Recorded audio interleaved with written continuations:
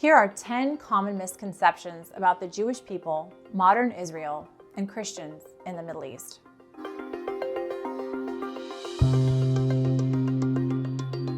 Misconception 1. The Old Covenant was abolished, so the Jews are now just like anybody else, or worse, cursed. False. The Second Vatican Council's declaration on the relationship of the Church to non-Christian religions, called Nostra Aetate, or in English, in our time, taught that God holds the Jews most dear, and he does not repent of the gifts he makes or of the calls he issues. The Church teaches that God's covenant with Abraham has never been revoked. The Catholic Church even recognizes Old Testament saints like John the Baptist, Abraham, Moses, Saints Anne and Elizabeth. Even before the Council, Pope Pius XI said in the 1930s that Catholics, through Christ, are the spiritual descendants of Abraham and condemned anti-Semitism. Misconception 2. Jews control institutions like the media, academia, and U.S. foreign policy. Okay, if this is true, then why, when 300,000 people turned out for a peaceful march, was it buried in the back pages of major newspapers and not covered by many major media outlets? If Jews control higher education, why are Jews hounded on campuses across America? And if anti-Zionism isn't anti-Semitism, why are American Jews who've never even been to Israel threatened in America? And if Jews control U.S. foreign policy, why did the Senate recently block an aid bill for Israel? A better question is why some universities like Harvard and Georgetown, which used to be Catholic, take billions of dollars from governments like Qatar. And is this why American Jewish students don't feel safe? Consider this question. Do the angry protesters on campuses and in the streets who hate Jews also hate America and Christians?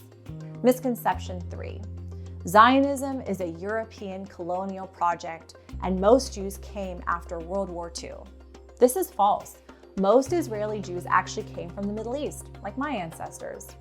Zionism is rooted in the connection of the Jewish people to the land God gave them, as recorded in the Bible.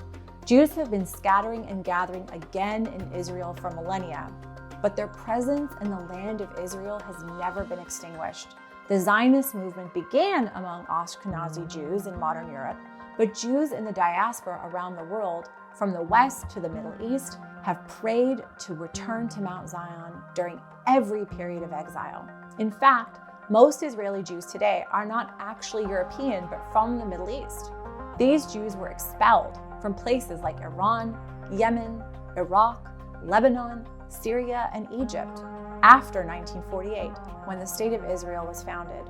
Many of them hadn't even heard about European Zionism. In fact, more Middle Eastern Jews were displaced after 1948 than Palestinians. Telling them to go back to the countries their grandparents had to flee is a death sentence. Misconception 4. Modern Israel has no connection to ancient Israel. No serious person can claim the Jews never lived in Israel, although that conspiracy theory is apparently out there. When they were exiled to Europe or North Africa or Central Asia, did they cease to be Jewish when new nation states or empires were formed? Obviously not.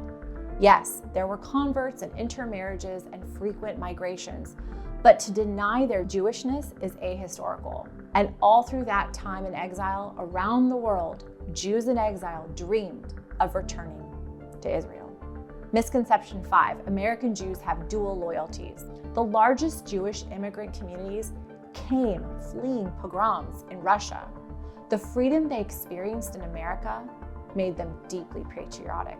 Read Emma Lazarus to get a sense of how much Jews love America. So why don't more people care that over 30 Americans were murdered on October 7th and that many were taken hostage, including small children?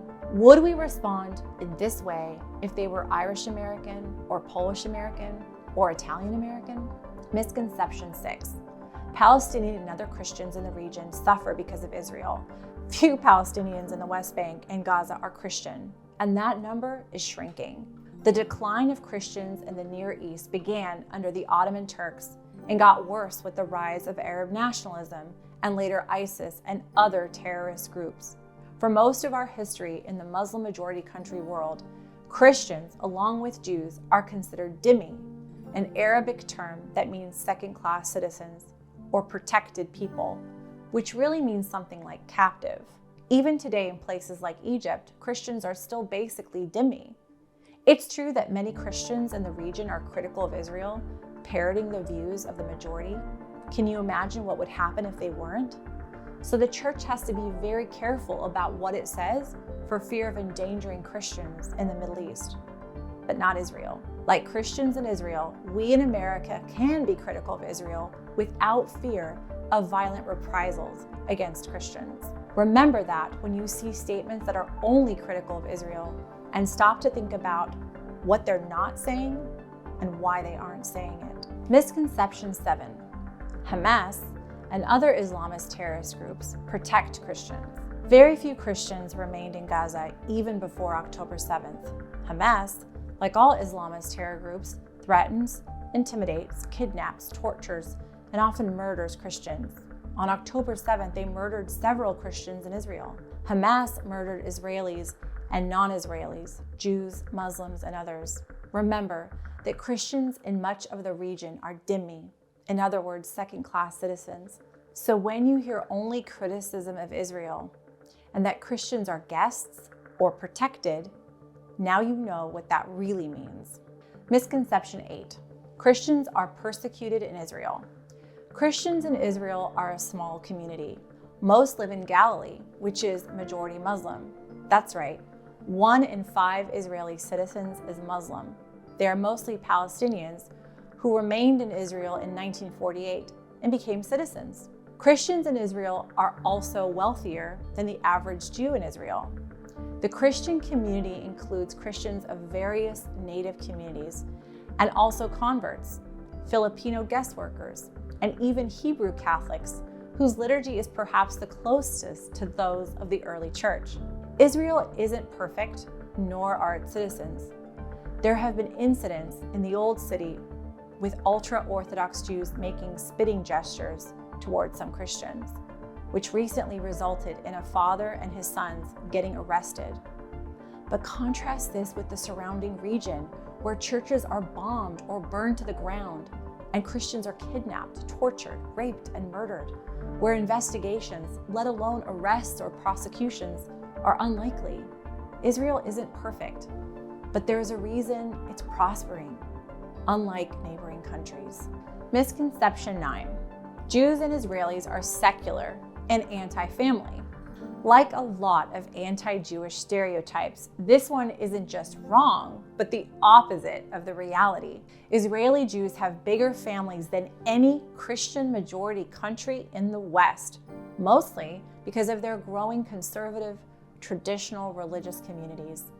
Abortion rates in Israel are lower than the United States and decreasing each year. Abortions must be reviewed by a committee to prevent, among other reasons, abortion being used as a means of birth control. Less than 1% of abortions in Israel occur beyond the first trimester, whereas the rate in Christian majority US is nearly 10 times higher. The average Jewish woman in Israel has over 3 children. Israeli Jews marry young, have big families, and build their lives around faith, family, and community. If you ask why the country is the way it is, most Jews will tell you that it begins with the Sabbath, with Shabbat. Israel shuts down on Shabbat in a way that most Americans can't comprehend. Most Israelis don't drive or even check their phones on the Sabbath. Instead, they spend time with their family. Unlike America, Israeli college campuses shut down on Shabbat, and students spend the day and the weekend with family or friends. Can you imagine what Catholic family life would be like if we were half as faithful to the third commandment to keep the Lord's Day as Jews in Israel do? Misconception 10. When Islamic radicals are done with the Jews, they'll leave Catholics alone. When my grandmother lived in Cairo, she was visiting the local grocery store during the 1973 war against Israel. The local grocer, whom she'd known her whole life, said to her, "Today the Jews, tomorrow you." I think about that today as I watch American campuses and streets become a locus of Jew hatred. This is the place my parents and millions of Middle Eastern Christians came with hope. If it's not safe for Jews, it's not safe for us. That's the lesson we learned. Jews today are on the front line, from campus hatred to street protests to protecting religious freedom. Orthodox Jewish Yeshiva University is on the front lines of religious freedom. If we don't stand with the Jewish people today, there will be nothing of America left to preserve. This is Simone Rizkallah, Special Advisor to the Philos Project.